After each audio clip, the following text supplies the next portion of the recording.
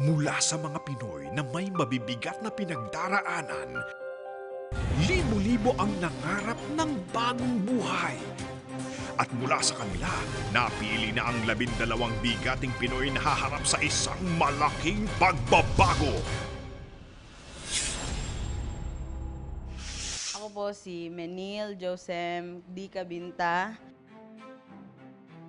18, from Poblacion, Pangantukan, Bukidnon po. Ngayon po, yung pinagkakaalbalahan ko is yung tindahan ni Mama. Tumutulong ako sa kanya. Nagagamit ko yung katabaan ko as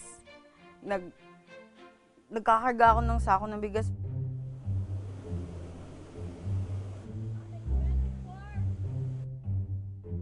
Naglakad po ako sa highway, tapos ang sabi niya sa akin, "Uy, may biik."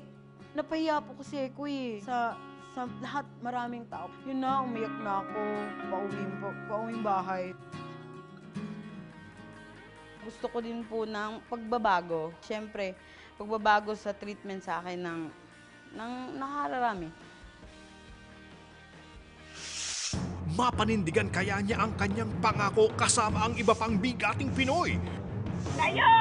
Five, come on, let's go! Sabay-sabay tayong mangarap.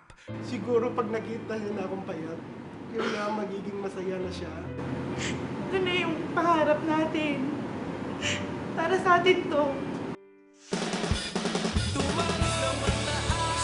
Sabay-sabay nating salubungin ang bigating pagbabago. Sabay-sabay tayong magpapayat. The Biggest Loser, Pinoy Edition. Ngayong May 30 na!